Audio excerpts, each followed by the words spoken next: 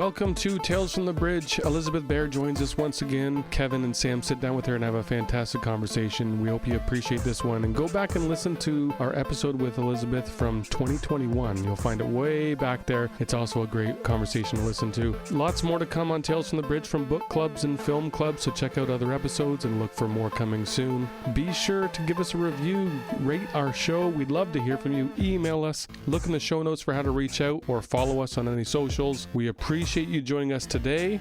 All right, let's make our way over to the bridge.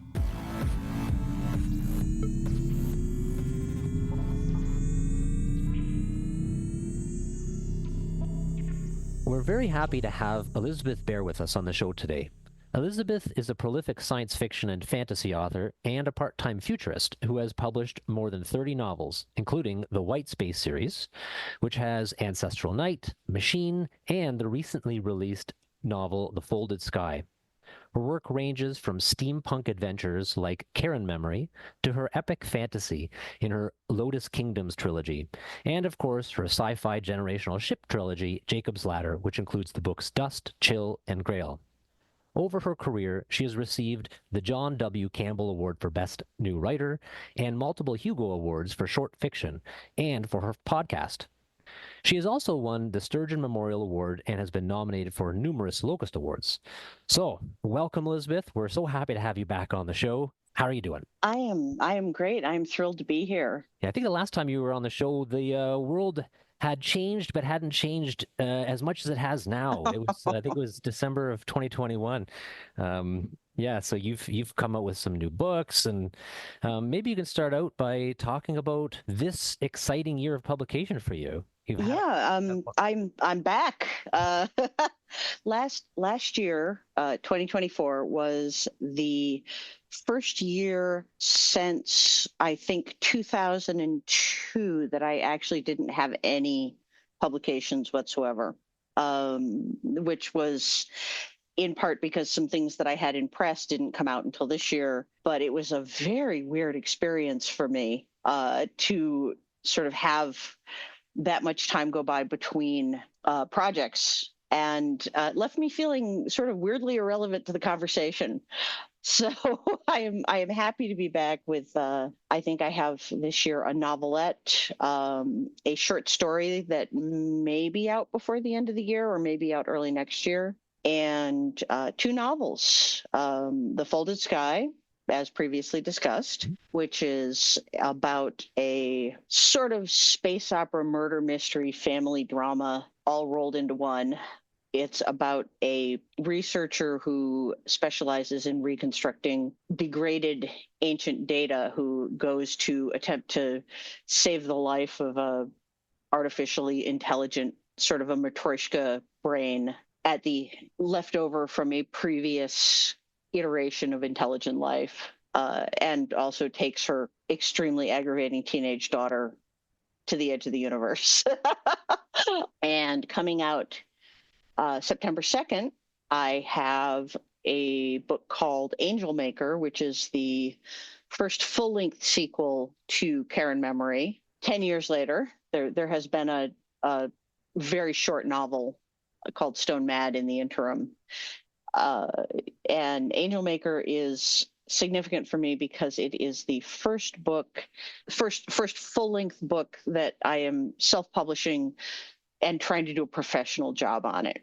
I do have one young adult historical mystery that I wrote with Catherine Addison called The Cobbler's Boy, but that wasn't, cover artists and professional copy editing and professional typesetting and all of that. So I'm actually being my own publishing company, and it's really quite demanding. I can imagine. I want to come back to that because that's a fascinating thing. But let's talk a bit more about The Folded Sky for now. And absolutely. And tell me, so this is, for many Elizabeth Bear fans are aware of the White Space universe. This takes place in that universe, but it's almost, it can be a standalone piece. Is that right? Yes. Yeah. One of the things that I wanted to do with these books, which I also tried to do with the Promethean Age books, is have them each be something that can be read on its own, that has a complete arc and complete character development, a satisfying ending, no cliffhangers, no to be continued, just kind of like a book that you can read. And then if you want to read more, you can go read another book.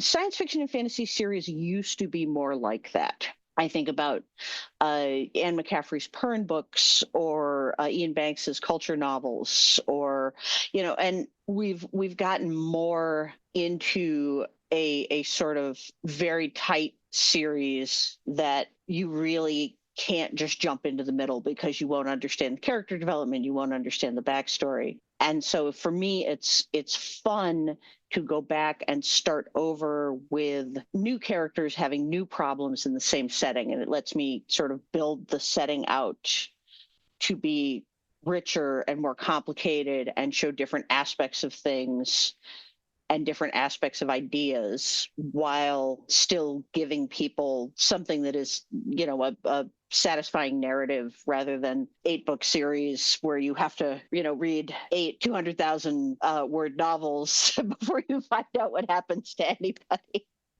I mean, not that I don't love a good epic series, because I do, but also sometimes I just want to read a book.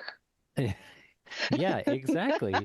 And you do a great job of you've built a really interesting world with the Synarch, and very enjoyable, and it requires, and in the last time you came in and you spoke, you talked about deductive versus inductive world building, and you like to put little pieces of the puzzle for people to kind of figure it out, or if I remember correctly, and it must be tricky to try to rebuild that world if you do standalones. Is that a tricky thing? I mean, one tries to be consistent. One is not always. Sometimes one has a better idea. Sometimes one forgets what color a character's eyes are. A lot of it is sort of just knowing how the world works on kind of an instinctive level, like doing you do the research and you set things up, and then you follow the implications. The problem that I'm currently having, as I'm realizing that I need to go back and reread everything that I've written in this world and like reload it into my brain, which feels a little daunting, but and also like rereading one's own work can be terrifying. Because all you see are the mistakes when you go back to it. Of course, right. You don't see the good stuff that most people see, right?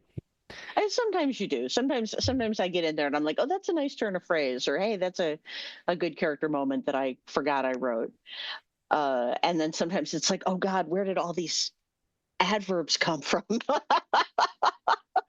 But it does feel the same. Like having like I was saying, I just finished a Folded Sky. I'm a big fan of this series, the White Space series, and for me, what I like about it, in what's a sort of constant thread, is that there is a kind of study I hope I'm putting this right, but a kind of study in the future of emotional intelligence, and for me, for me, sci-fi, books tend to always expand on this sort of technological proof of concept, but it's usually big feats of engineering, right? Like some sort of we're going to build something around a star or something like that. But whereas this has that element, but I think the focus is more on the sort of what's possible for the individual to achieve, and in the Synarch, citizens have this embedded piece of tech called a fox, and I think that's really unique. And when your characters are met with a problem, we see them use their fox to govern their evolutionary leftovers, to sort of tune down their anxieties or their confirmation bias in order to resolve the conflict. Do you think there's foxes in our future? Do you anticipate us moving from a sort of prescription drug solution to a hardware option? Like what am I missing out on here? What haven't I captured? But for me, this is a big, unique part of it. I feel like I'm getting this sort of psychological background to the character solving the problem, and that's to me the big hook. Yeah, I don't honestly know. There are so many engineering difficulties that are not just, we stick a chip in our brains and it helps us deal with things. We obviously have prosthetics now currently that allow us to do things like what they call deep brain stimulation, which can help with a lot of different mental and physical, like, brain related problems. We can, implant devices in people that will allow them to move physical objects, to move a cursor on a computer screen, to move a mechanical hand. So the problem is, of course, that once you've got this thing in your head, it's not super modular, right? And technology develops quickly. So there are actually people who have basically like abandonware prosthetics, which is horrifying to me. And late stage capitalism and all of that. So there are ethical issues, there are engineering issues, there are social issues, all of which have to be wrangled before I personally would let anybody, implant something in my brain that would let me regulate my emotions or, memorize things. And the other thing is that it has all of the privacy, all of the privacy implications of something like Google Glass. Like, everybody hated those. People really kind of hate when you hate being recorded on cell phones. Let people want a certain amount of privacy. They want a certain amount of anonymity. And there are big cultural shifts that have to happen before we can do a lot of these things that and I say we as like the science fiction industry has been talking about for the last 15 years or so, basically like skinning reality, letting people look at you and know what your pronouns are and your preferred means of address, for example. Like, very useful technology, right? Yeah. On the other hand, you don't necessarily want people knowing your name because it could be a safety issue. Excuse me, cat. We have a visitor. Duncan. So yes, his name is Duncan.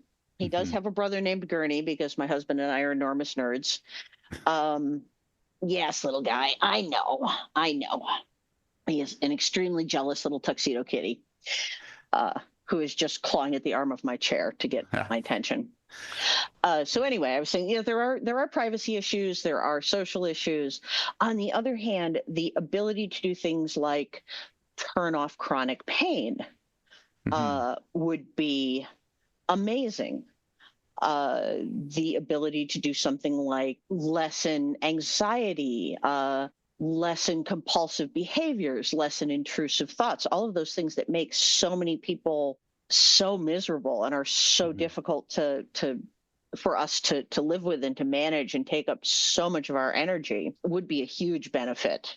The other thing is, of course, and there's a little bit of this in the Synarch, the White Space backstory, the question of the ethicality of when you can use a technology to affect somebody's thoughts and beliefs and emotional valence.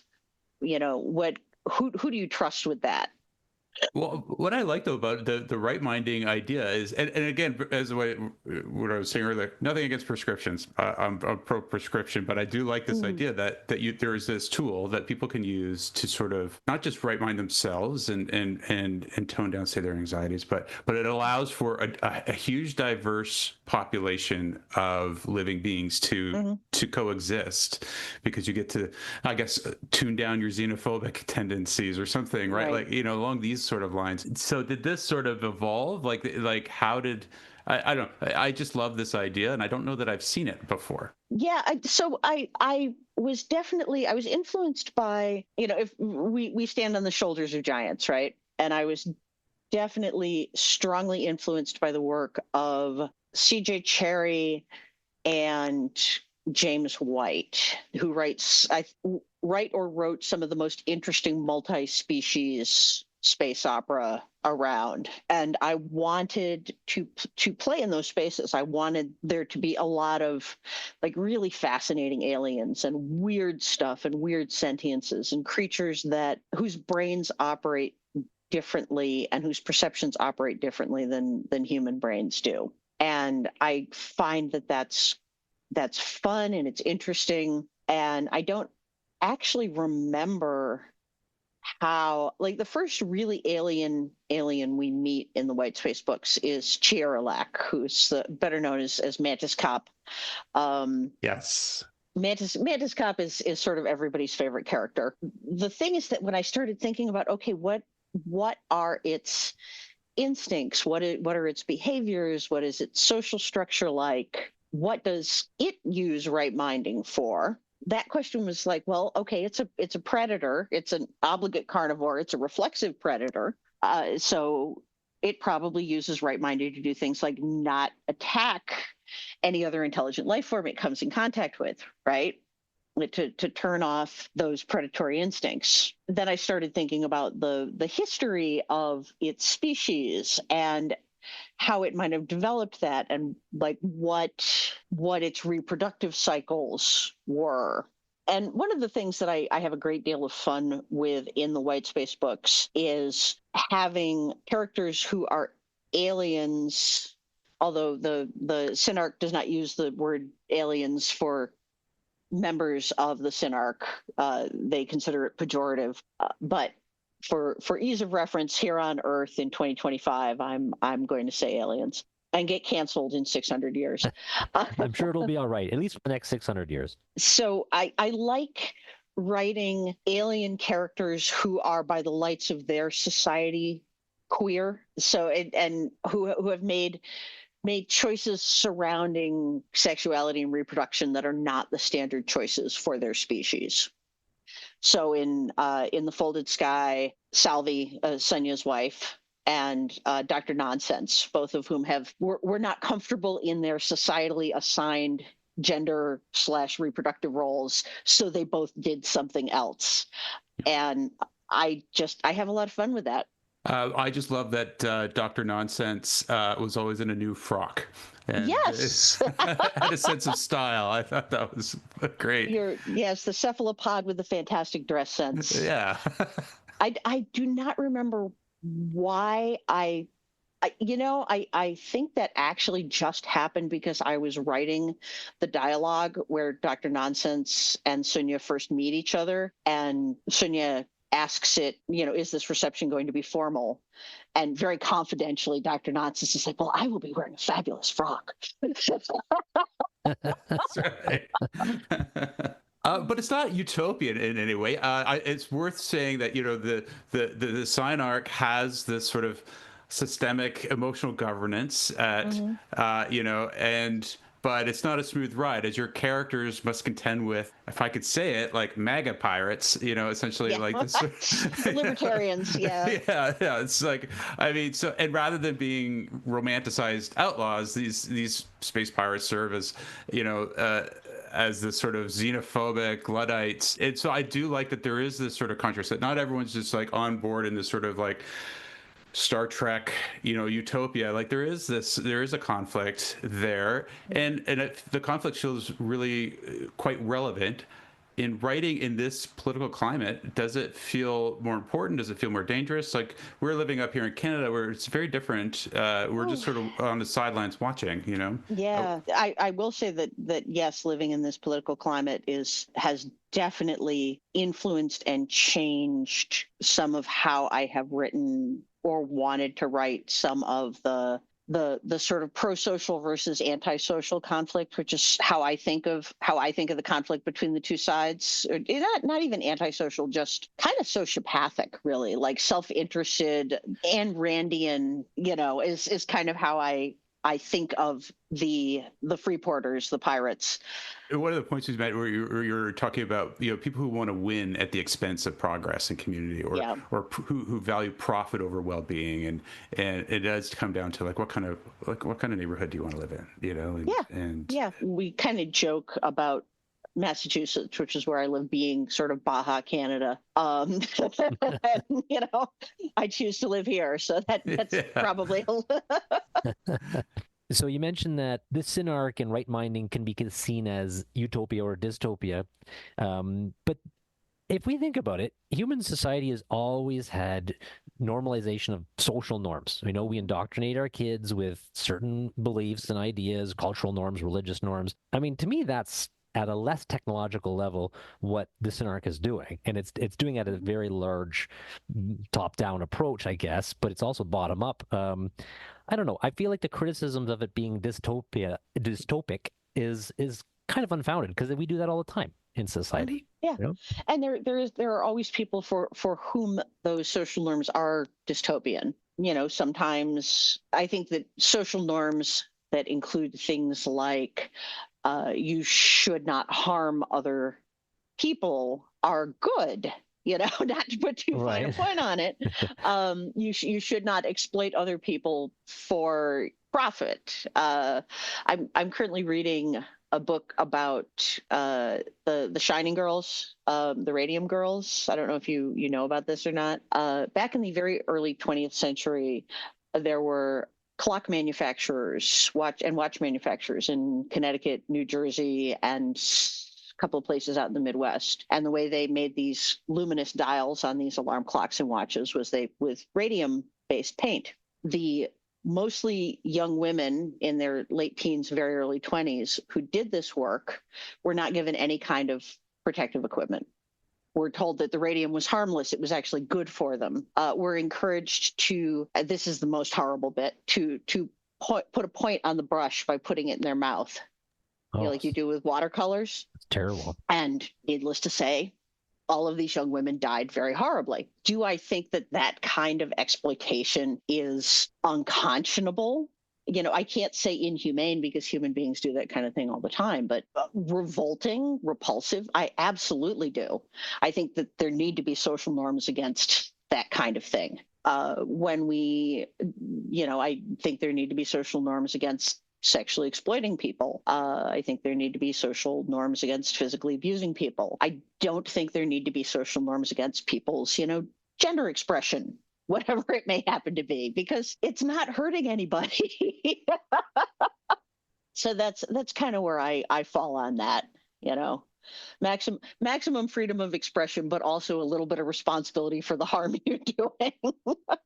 Right on. I mean, very reasonable. Very reasonable. I agree, by the way, Elizabeth. With that, I hear rumors that there's another book in this series coming out, perhaps, and it may be called Shipwreck Star. Can you tell us?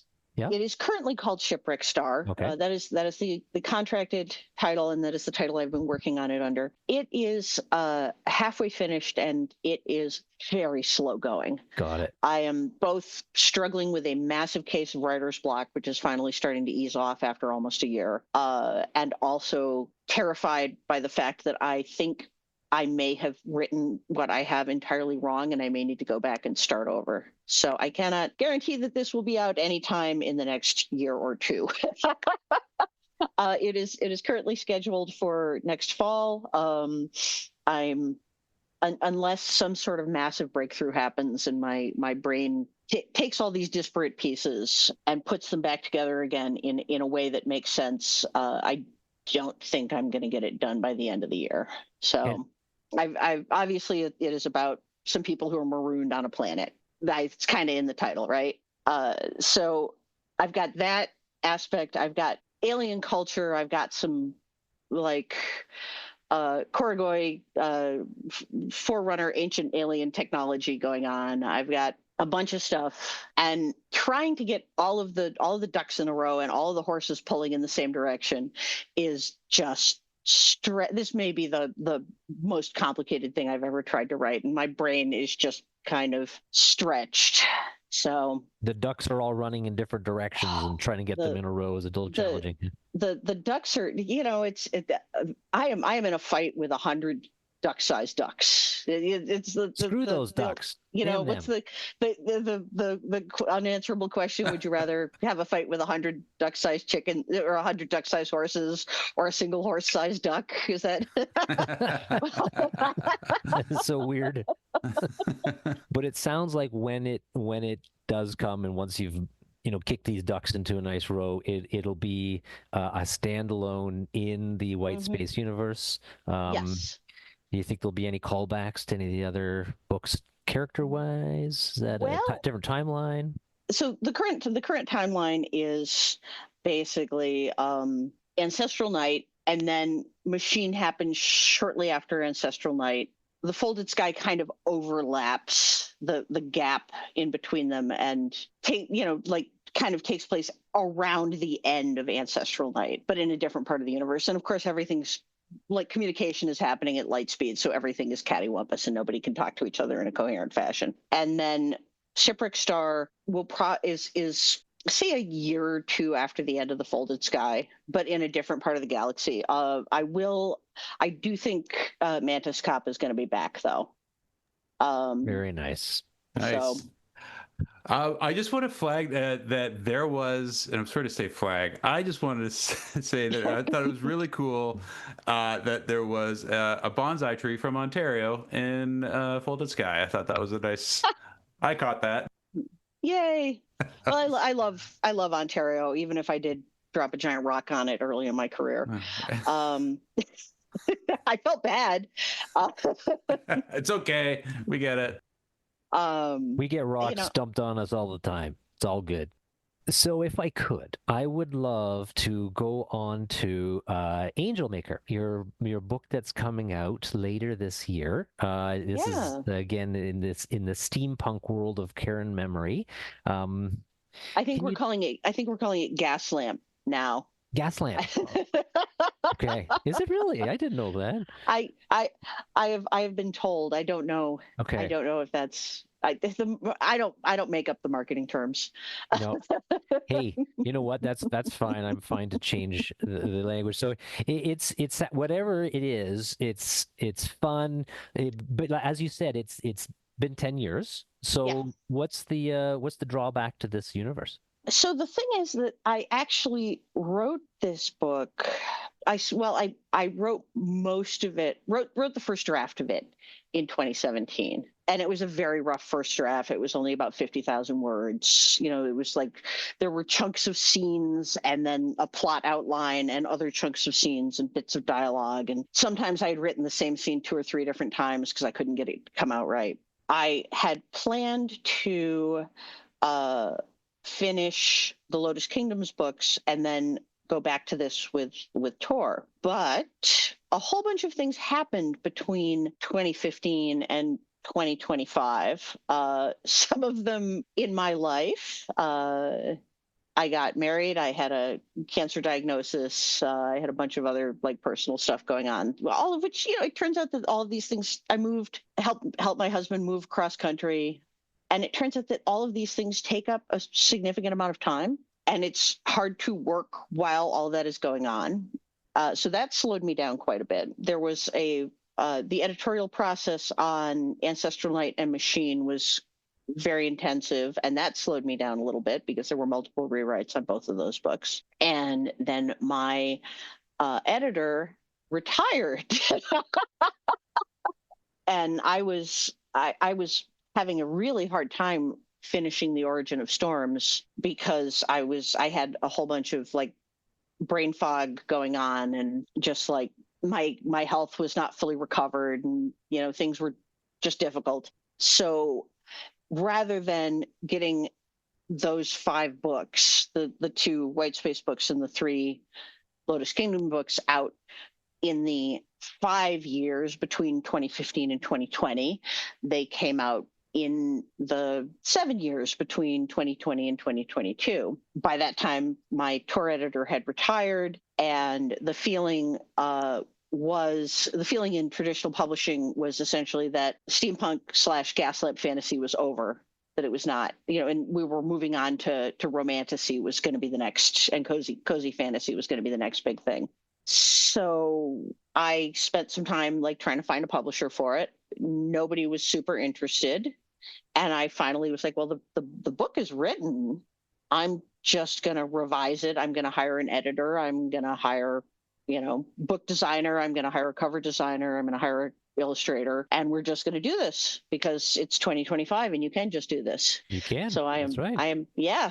Mhm. So I'm very excited about it. And the people at home cannot see this, but I actually have the proof, the paperback proof in my hand. I see it. The proof is there, The indeed. proof is there. It looks that's awesome. It looks very professional to me. Like That's yeah. that's what we're going for. Okay. We want to make it look like a real book. And I've been paying Casey Blair, the fantasy novelist, as a consultant because she has done some amazing self-published books. They're gorgeous. Her Tea Princess Chronicles, for example. Yeah, we're just about ready to go live with pre-orders as we're recording this. Amazing. So you've been learning about this process. Sounds like it's a whole other profession, maybe, trying to self-publish, I'm sure. Has learning experience for you? Absolutely. Well, I'm glad to hear that. That's very exciting. Yeah, I'm thrilled. I'm over the moon. I want people to read this book. I think it's so much fun. It's got Annie Oakley in it. So I am attentive of the time. However, Yes. I would love to ask you, it sounds like you may not be going to Worldcon next week in Seattle. No, I am going to Worldcon. You're going to go to Worldcon. Okay. Yes. Yeah. I made the decision to withdraw from programming because of the use of generative AI to vet panelists. And I felt like I was really uncomfortable with it. So like just for my own peace of mind, I decided to not do program, and hopefully I will be back doing program for LACon, but I am going to be there, going to be hanging out in the bar, probably going to be going to some panels, And just to, for those who don't know, there was usage of, as you say, generative AI to determine who might be presenting versus who might not be presenting. So right. that is very questionable, especially at the current level and at the time of, and maybe even now, right, of using generative AI to make those decisions. Right. And I know that they did apparently have people vetting the what the AI produced, but they're so wildly inaccurate, that I was just, it was my personal comfort level was what led me to make that decision.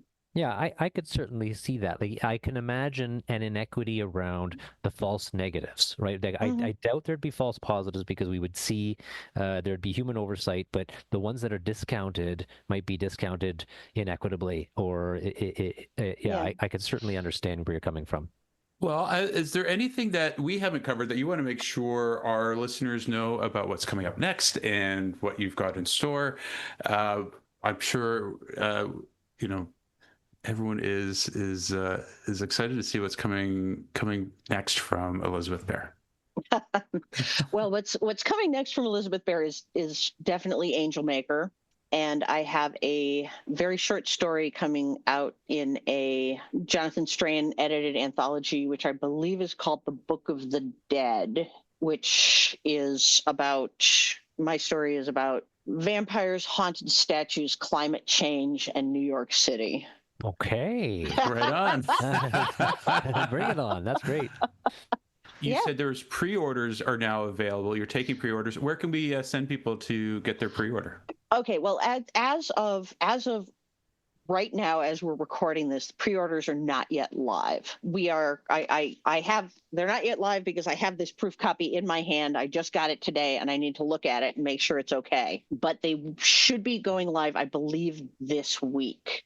The audiobook should be available everywhere for pre-order already, except there's some sort of metadata screw up on Audible and Amazon currently, so that it is the Angel Maker audiobook is gotten confused with the Care and Memory audiobook, and Recorded Books needs to sort that out. I can't do it. But that should be fixed soon. But like Kobo and so forth should be completely available. So by the time this gets to air, hopefully all of it will be available through all of the usual channels. It's a real thing that's really happening. exciting. That's awesome.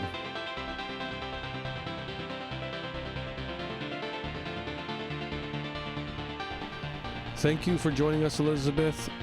Thank you, listeners, for joining us. We hope you appreciate this episode. Lots more to come from Tales from the Bridge. Until next time.